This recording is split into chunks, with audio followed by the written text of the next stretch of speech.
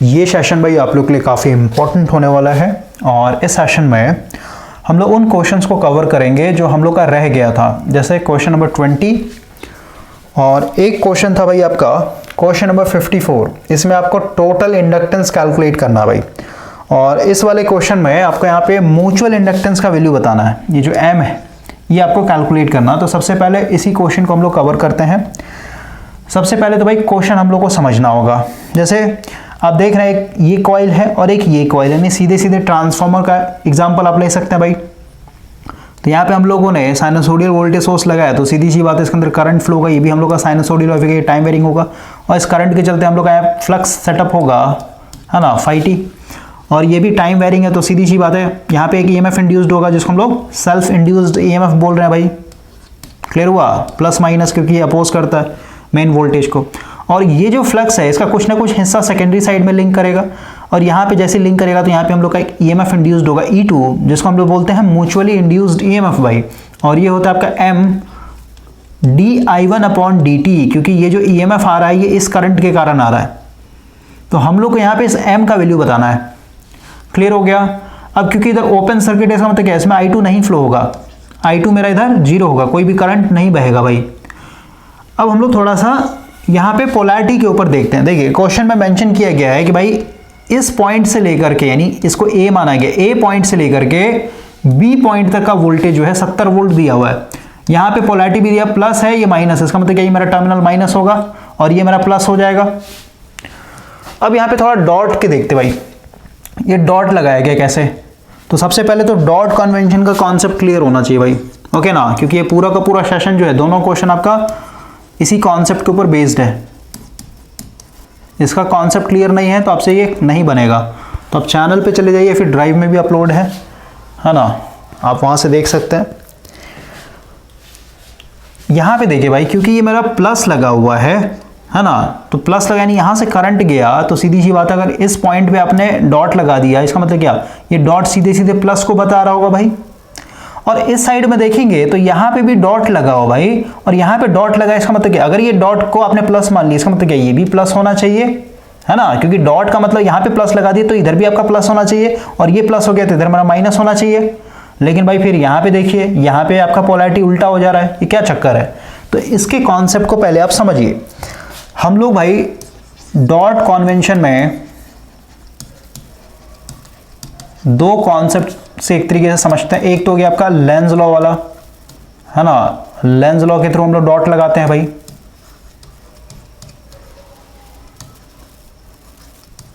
और दूसरा होता है आपका, और ये क्या होता है, अपोजिंग पोलैरिटी, यानी यहाँ पे जो फ्लक्स होता है अपोज करता है, ठीक है ना। जो φ2 होगा भाई, यानी सेकेंडरी साइड में जो फ्लक्स बनेगा वो आपके φ1 को, यानी जो मेन फ्लक्स है उसको अपोज करे, यानी अपोजिट डायरेक्शन में होता है, अपोजेस।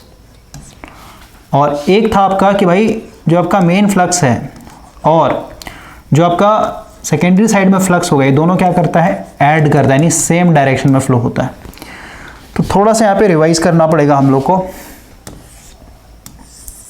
और यहाँ से आपको एक और कॉन्सेप्ट समझ में आएगा, इंपॉर्टेंट कॉन्सेप्ट है भाई, ओके। क्योंकि क्वेश्चन ही नहीं समझ पाएंगे भाई तो क्वेश्चन बनेगा कहाँ से। क्वेश्चन को बनाने से पहले क्वेश्चन समझना जरूरी होता है।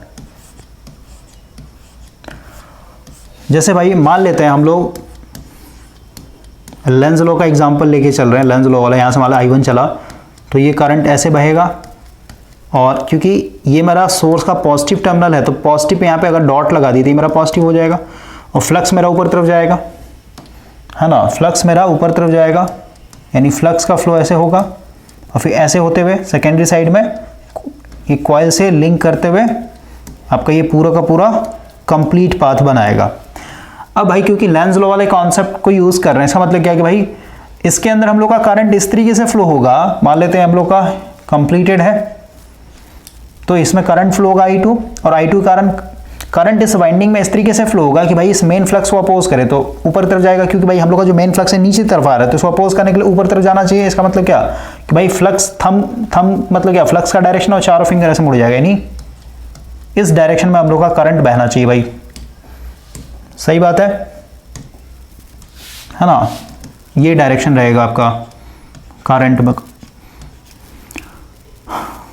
और क्योंकि लेंस लॉ में मैंने आपको बताया था इधर आप डॉट लगा रहे थे, करंट मेरा एंटर कर रहा है, तो इसका मतलब इधर मेरा लीव करना चाहिए, नहीं यहाँ पे हम लोग का लीव करना चाहिए। या फिर ऐसी समझिए भाई, यहाँ से करंट निकल करके लोड की तरफ जा रहा है ना, इसका मतलब क्या, लोड में क्या होता है हमेशा higher potential to lower potential तो करंट जाता है भाई, यानी अगेन क्या हो जाएगा, यहाँ पे लीव कर रहा है नहीं, यहीं पे मेरा पॉजिटिव टर्मिनल बनेगा, और क्योंकि इधर डॉट को हम लोग ने पॉजिटिव टर्मिनल मान रखा है तो यहीं पे मेरा डॉट लगेगा एक, समझे, पॉजिटिव हो जाएगा और ये नेगेटिव हो जाएगा, और ये मेरा डॉट को पॉजिटिव तो अनडॉटेड क्या हो जाएगा, नेगेटिव हो जाएगा। क्लियर हुआ? तो ये तो हो गया भाई लेंस लॉ। तो लेंस लॉ में आपको समझना है, एक इंपॉर्टेंट लाइन मैं बोल रहा हूँ कि भाई अगर आपने इधर डॉट लगाया प्लस पे और मतलब इधर जो करंट इंटर कर रहा था, इधर क्या होता है कि भाई जहां लीव करेगा वहां पे डॉट लगाना पड़ता है। और लेंस लॉ में क्या होता है भाई कि एक्चुअल में क्या होता है, रियल में भी क्या होता है, जहां पे डॉट लगाया वहीं पे मेरा पॉजिटिव होता है और वहीं से करंट निकलता भी है। ये बिल्कुल रियल सिचुएशन बताता है भाई, ठीक है, इसमें कुछ भी हेर फेर नहीं करना होता है। लेकिन जो हम लोग का सेकंड मेथड था कि भाई हम लोग का फ्लक्स क्या होगा, दोनों का सेम डायरेक्शन में होगा, इसमें देखिए इसमें हेर फेर करना पड़ेगा, ये एक्चुअल चीज नहीं है, ठीक है, ये आपको फॉल्स इंफॉर्मेशन देता है। कैसे देता है समझिए, ये मान लेते हम लोग का प्राइमरी वाइंडिंग हो गया, ये हम लोग का सेकेंडरी वाइंडिंग हो गया भाई, इधर करंट फ्लो हो रहा है इसमें इस तरीके से, है ना, सोर्स लगा देते हैं हम लोग, ये प्लस है माइनस है, यानी यहाँ पे डॉट लगा दिया हम लोगों ने कि करंट इंटर कर दे, प्लस हो जाएगा, अनडॉटेड मेरा माइनस हो जाएगा। अब मेरे यहाँ पे फ्लक्स ऊपर तरफ जाएगा, सही बात है, ये हम लोगों ने फ्लक्स का डायरेक्शन दिखा दिया। अब भाई हम लोग का, मैंने आपको बताया था कि इसमें हम लोग इस तरीके से करंट फ्लो करवाएंगे कि भाई ये क्या होना चाहिए, ये मेन फ्लक्स के सेम डायरेक्शन में इसका फ्लक्स बनना चाहिए। तो सेम डायरेक्शन बनने का मतलब क्या, ऐसे जाना चाहिए, इसमें जो करंट फ्लो होगा, इस बार जो करंट फ्लो होगा भाई, क्योंकि हम लोग एडिंग वाला लेके चल रहे हैं, इस डायरेक्शन में करंट फ्लो होगा, तभी तो इसका भी फ्लक्स नीचे की तरफ जाएगा, यानी सपोर्ट करेगा। और इस तरीके से अगर आपका जा रहा है, समझते हैं यहां से निकलेगा और यहां से इन कर रहा होगा, सही बात है। अब इसमें हम लोगों ने डॉट लगाने का कॉन्सेप्ट सीखा था कि भाई अगर हम लोग का इधर वाइंडिंग के अंदर इंटर कर रहा है तो इस साइड में भी इंटर ही करना चाहिए। तो कहां से इंटर कर रहा है बताइए, यहां से इंटर कर रहा है ना, यानी यहां पे हम लोग डॉट लगाते हैं भाई। क्लियर हुआ? अब समझिए ध्यान से, डॉट तो हम लोगों ने लगा दिया, तो डॉट अगर पॉजिटिव है तो यही चीज हम लोग को यहाँ पे पॉजिटिव दिखाना पड़ेगा, अनडॉटेड नेगेटिव दिखाना पड़ेगा। यहाँ तो कोई दिक्कत नहीं होना चाहिए, लेकिन आप समझिए भाई रियलिटी में ऐसा नहीं होगा, रियलिटी में ऐसा नहीं होगा। क्यों नहीं होगा समझिए, हम लोग को भाई लोड के हिसाब से सोचना पड़ता है। अब देखिए लोड के हिसाब से अगर आप देखेंगे तो लोड के हिसाब से करंट, देखिए लोड को रेफरेंस मान के चलिए, लोड को बस आप देखिए, अब यहां से करंट घुस रहा है लोड से होते हुए फिर आपका ऐसे वाइंडिंग में जा रहा है। तो लोड के अंदर जो घुस रहा है भाई, लोड के अंदर जब घुसता है, जैसे यहां पे देखिए इस तरीके से दिखाता हूं, ये प्लस हो गया माइनस हो गया, तो भाई यहाँ पे प्लस माइनस, तो हमेशा हायर पोटेंशियल से करंट निकलता है और लोड की तरफ जाता है, ठीक है ना भाई, समझ में आया। तो लोड में हमेशा हायर पोटेंशियल की तरफ से करंट निकलेगा। इसका मतलब क्या, एक्चुअल में ये मेरा हायर पोटेंशियल है, समझ में आया, ये मेरा हायर पोटेंशियल है और ये मेरा लोअर पोटेंशियल है, तभी तो करंट यहां से निकलेगा और इस लोड से होते हुए ऐसे फिर ये वाइंडिंग के अंदर घुसेगा, फिर ऐसे सर्कुलेट करेगा। ओके ना, तो आप समझिए, क्योंकि भाई ये ट्रांसफार्मर लेंस लॉ के ऊपर काम करता है, तो लेंस लॉ, क्योंकि भाई आपने जो डॉट लगाया ना, डॉट कैसे लगाया, क्योंकि ये फ्लक्स को सपोर्ट कर दिया आपने, उस हिसाब से आपने डॉट लगा दिया। लेकिन भाई एक्चुअल में ट्रांसफार्मर तो लेंस लॉ के हिसाब से काम करता है ना भाई, समझे। तो इसलिए हम लोग यहाँ पे क्या हो गया, पोलैरिटी फ्लिप हो जाता है। तो ये चीज आपको ध्यान रखना है कि भाई अगर आप ये वाला मेथड यूज कर रहे हैं सपोर्टिंग वाला, तो इसमें क्या होता है कि एक्चुअल में जहां पे डॉट लगा हुआ है ना, यहाँ पे आपने जैसे डॉट लगाया, तो भाई एक्चुअल में यहाँ पे प्लस नहीं होगा, यहाँ पे जस्ट उल्टा हो जाता है, माइनस होगा, ऊपर वाला प्लस हो जाएगा। इतना समझ में आया? यही सेम चीज यहां पे देखिए, यहां पे भाई इस चीज को समझिए, पहले इसका एक रियल डायग्राम बना के दिखाता हूं मैं। इस चीज को अगर आपने समझ लिया ना भाई, तो आपको क्वेश्चन समझ में आ जाएगा, क्योंकि ये सब जो चीज है ना आपको कोई नहीं बताएगा, और ये सब नहीं सीखिएगा तो ये हमेशा डाउट रहेगा, या फिर आप रट लीजिएगा कि भाई ऐसा ही होता है ना।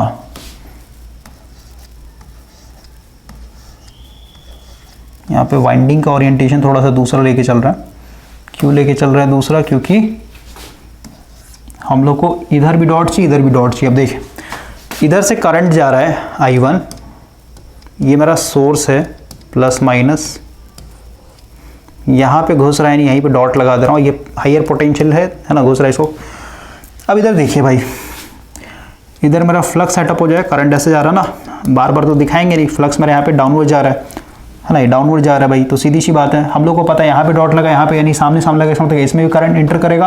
अभी देखिए पहले, क्योंकि इस साइड का करंट का नहीं दिखाया ना भाई, तो अभी सोचना पड़ेगा हम लोग को। तो ये तो फ्लक्स आगे भाई डाउनवर्ड डायरेक्शन जा रहा है, मान लेते हैं हम लोग एडिंग वाला लेके चल रहे थे। एडिंग वाला मतलब क्या, इसके चलते भी नीचे तरफ ही फ्लक्स बनना चाहिए, नहीं इसमें करंट ऐसे बहेगा, तभी तो सपोर्ट करेगा मेन फ्लक्स को। और इस तरीके से बह रहा है, इसका मतलब क्या कि भाई देखिए यहाँ पे पकड़िए, ऐसे ऐसे ऐसे ऐसे ऐसे, फिर ये आपका ऐसे निकल गया। सही बात है। तो अब देखिए भाई, क्योंकि एडिंग वाला हम लोगों ने मेथड यूज़ किया है, तो इधर देखिए करंट मेरा वाइंडिंग के अंदर एंटर कर रहा है, तो यहाँ पे डॉट लगा है, तो इस साइड में भी हम लोग क्या करना पड़ेगा, वहीं पे डॉट लगाना पड़ेगा जहाँ पे वाइंडिंग के अंदर घुस रहा है, यहीं पे तो घुस रहा है वाइंडिंग के अंदर, तो यहीं पे डॉट लगाना पड़ेगा। तो ये मेरा क्योंकि इधर प्लस लगाया था, इधर प्लस हो जाएगा, अनडॉटेड टर्मिनल मेरा माइनस, और ये भी मेरा माइनस हो जाएगा। लेकिन अब समझिए यहाँ पे भाई, जब भी आप लोड कनेक्ट करेंगे, तो आप सोचिए कि भाई करंट कहाँ से निकलेगा, बताइए। करंट मेरा यहाँ से निकल रहा है ना, ऐसे निकलेगा और ऐसे फिर फ्लो होगा। इसका मतलब क्या, ये एक्चुअल में मेरा हायर पोटेंशियल होगा, लोड के हिसाब सोचना होता है, जहाँ से निकलता है वो हायर पोटेंशियल है, ये मेरा हायर पोटेंशियल होगा और ये मेरा लोअर पोटेंशियल होगा। क्लियर हुआ ना। तो अब आपको समझ में आ रहा होगा कि भाई यहाँ पे जो ये समय मिटा रहा हूँ, ये जो बी टर्मिनल पे नेगेटिव साइन कैसे आ गया है ना, ये नेगेटिव साइन कैसे आ गया, ये समझ में आ रहा होगा। क्योंकि ये जो डॉट लगाया गया ना भाई, ये डॉट हम लोगों ने किस मेथड को यूज करके लगाया है, एडिंग फ्लक्स वाले मेथड को यूज करके। ठीक है, तो एडिंग फ्लक्स वाले में क्या होता है, जस्ट उल्टा होता है कि भाई अगर यहाँ पे, क्योंकि यहाँ पे देखेंगे ये प्लस है, तो भाई ये डॉट यहाँ पे प्लस हो गया, तो आपके हिसाब से ये भी लग रहा हो प्लस होगा, क्योंकि यहाँ पे डॉट प्लस लगा हो तो ये भी प्लस होगा। लेकिन भाई नहीं, क्योंकि ये एडिंग फ्लक्स वाले मेथड को यूज करके, इसका मतलब क्या, यहाँ पे जो प्लस है एक्चुअल में क्या है, माइनस है, यहाँ पे आपका प्लस है। ठीक है, तो ये हो जाएगा आपका माइनस और ये हो जाएगा प्लस। अब हम लोग आते हैं आगे, ये तो समझ में आ गया।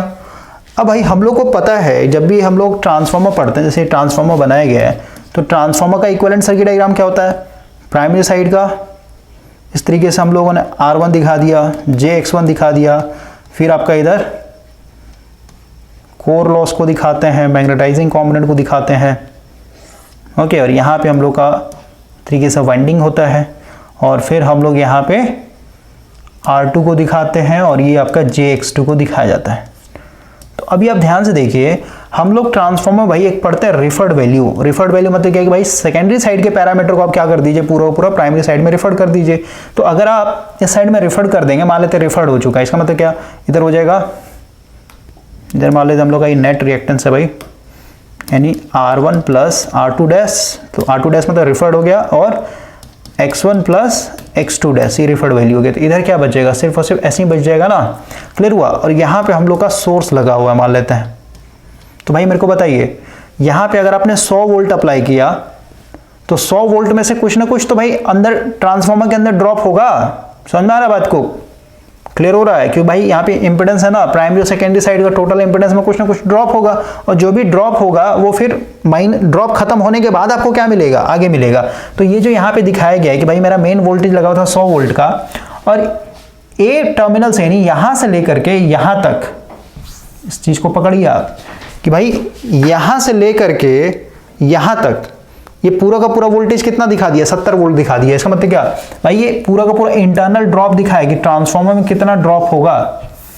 भाई मेरे आप समझिए ना, समझिए कि यहाँ पे तो मेरा 100 वोल्ट है, तो यहाँ से ये पूरा एक ही वायर गया हुआ है, यानी इसमें तो कोई ड्रॉप होगा नहीं, तो यहाँ पे भी मेरा 100 वोल्ट ही मिलना चाहिए था। यहाँ पे यहाँ से लेके यहाँ तक पूरा एक ही ड्रॉप है ना। तो भाई आप समझिए कि यहाँ भी मेरा 100 वोल्ट, लेकिन यहाँ से यानी इस पॉइंट से इस पॉइंट तक बोल दिया कि 70 वोल्ट मिल रहा है ना। तो भाई आपको तो एक्चुअल में तो नहीं दिख रहा है ना कि इधर कोई इंपेडेंस लगा हो जिसमें ड्रॉप हो गया, नहीं भाई, ट्रांसफार्मर के अंदर का इंपेडेंस है ना। इस डायग्राम से समझिए आप, इससे सोचिए कि भाई यहाँ तक तो ठीक है, यहाँ तक मेरे को 100 वोल्ट मिला, ठीक है, यहाँ तक मेरे को 100 वोल्ट मिला, क्योंकि इधर कोई रेजिस्टेंस है, कोई ड्रॉप नहीं हुआ। लेकिन यहाँ पे आपका ड्रॉप होगा ना, तो इस ड्रॉप में से माइनस करने के बाद ना आपको वोल्टेज मिलेगा भाई आगे। तो यही चीज़ आपको यहाँ पे दिखाया गया कि भाई ये जो 70 है, 70 वोल्ट जो है यहाँ से लेके यहाँ तक है, यानी ये अंदर का ड्रॉप दिखा दिया भाई। तो सीधी सी बात है 100 में से अगर ये माइनस कर देंगे, 100 माइनस 70 करेंगे तो रिमेनिंग जो वोल्टेज बचेगा 30 वोल्ट, कहाँ मिलेगा? आउटपुट टर्मिनल पे मिलेगा, यानी यहाँ पे मिलेगा हम लोग को। ठीक है, ये हो जाएगा हम लोग का 30 वोल्ट और इसका पोलैरिटी माइनस और ये प्लस। क्लियर हुआ? और क्योंकि यहाँ पे जो वोल्ट है, क्योंकि नो लोड है ना भाई, इधर कोई लोड नहीं लगाया, तो इस वाइंडिंग से समझिए ना, यहाँ पे मेरा क्या आ जाएगा E2 30 वोल्ट। समझ रही है? E2 का वैल्यू मैंने आपको बताया अभी कि भाई म्यूचुअली इंड्यूस्ड ईएमएफ होता है MdI1/dt होता है।